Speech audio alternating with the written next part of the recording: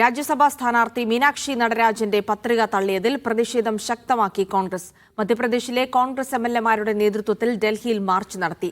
Seat ചോരി മുദ്രാവാക്യമുയർത്തി പ്രതിഷേധിച്ച പ്രവർത്തകരെ police arrest ചെയ്തു നീക്കി.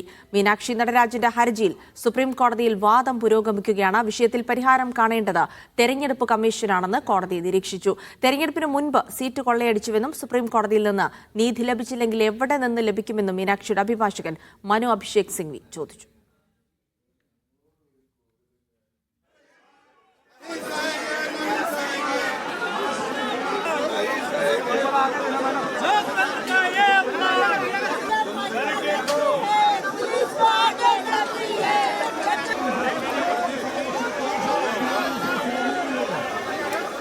റഷീദ് ബിൻ മുഹമ്മദ് വിവരങ്ങൾ നൽകും. ഡൽഹിയിൽ നിന്ന് റഷീദ്, രാജ്യസഭാ തെരഞ്ഞെടുപ്പ് നാമനിർദ്ദേശ പത്രിക തള്ളിയതിൽ വലിയ പ്രതിഷേധം രാജ്യവ്യാപകമായി തന്നെ ഉയർത്തിക്കൊണ്ടുവരികയാണ് കോൺഗ്രസ്. എന്നപ്പോൾ ഡൽഹിയിൽ എവിടെയായിരുന്നു പ്രതിഷേധം? ഒപ്പം തന്നെ സുപ്രീം കോടതി നടപടികൾ എങ്ങനെ പുരോഗമിക്കും?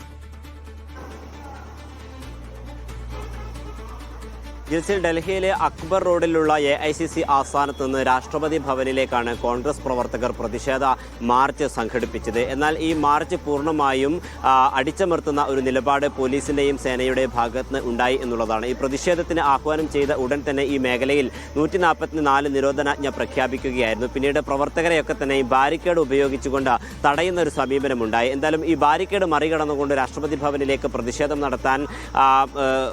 നടത്തിയ പ്രതിഷേധക്കാരെ ഒക്കെ തന്നെയും ഇവിടെ നിന്ന് അറസ്റ്റ് ചെയ്ത് നീക്കുകയും ചെയ്തിട്ടുണ്ട്. ഇതിലേറെ പ്രധാനപ്പെട്ടത് ഈ പ്രതിഷേധത്തിന് നേതൃത്വം നൽകിയത് മധ്യപ്രദേശിൽ നിന്ന് എത്തിയിട്ടുള്ള പ്രതിപക്ഷ നേതാവും അതോടൊപ്പം തന്നെ MLA-മാരും ആണ് എന്നുള്ളതാണ്. മധ്യപ്രദേശിൽ നിന്നുള്ള മറ്റു കോൺഗ്രസിന്റെ MP-മാർ കൂടി ഈ പ്രതിഷേധത്തിന്റെ ഭാഗമായി ഇവിടെ എത്തുകയും ചെയ്തിട്ടുണ്ട്. സീറ്റ് ചോരി എന്നുള്ള പ്രധാനപ്പെട്ട മുദ്രാവാക്യം ഉയർത്തി കാണിച്ചുകൊണ്ടായിരുന്നു ഈ പ്രതിഷേധം നടന്നിരുന്നത്. എന്നാൽ ഇനി രാജ്യവ്യാപകമായിട്ടുള്ള പ്രതിഷേധത്തിലേക്ക് കടക്കാൻ തന്നെയാണ് ഇപ്പോൾ ഇതിനോടകം തന്നെ കോൺഗ്രസ് തീരുമാനമെടുത്തിരിക്കുന്നത്. അതേസമയം ഈ മീനാക്ഷി നടരാജന്റെ പത്രിക തള്ളിയതുമായി ബന്ധപ്പെട്ട് കോൺഗ്രസ് നൽകിയിട്ടുള്ള ഹർജി ഇപ്പോൾ സുപ്രീം കോടതി പരിഗണിച്ചുകൊണ്ടിരിക്കുകയാണ്. സുപ്രീം കോടതി നിലവിൽ പറഞ്ഞു വെച്ചിരിക്കുന്നത് ഈ വരണാധികാരിയുടെ അധികാരത്തിൽ ഏതെങ്കിലും തരത്തിൽ ചോദ്യം ചെയ്യാൻ കഴിയില്ല എന്നുള്ളതാണ്. ഇതിൽ പൂർണ്ണമായിട്ടുള്ള തീരുമാനം എടുക്കേണ്ടത് തെരഞ്ഞെടുപ്പ് കമ്മീഷനാണ് എന്നുള്ള നിരീക്ഷണമാണ് ഇപ്പോൾ സുപ്രീം കോടതി മുന്നോട്ട് വെച്ചിരിക്കുന്നത്. അതേസമയം ഭരണഘടനാ വിരുദ്ധമായാണ് ഇത്തരത്തിൽ ഒരു നടപടി ഉണ്ടായിട്ടുള്ളതാണ് മീനാക്ഷിക്ക് വേണ്ടി ഹാജരായിട്ടുള്ള അഭിഷേക് സിംഗ്വി ഇപ്പോൾ സുപ്രീം കോടതിയിൽ അറിയിച്ചിരിക്കുന്നത്. എന്തായാലും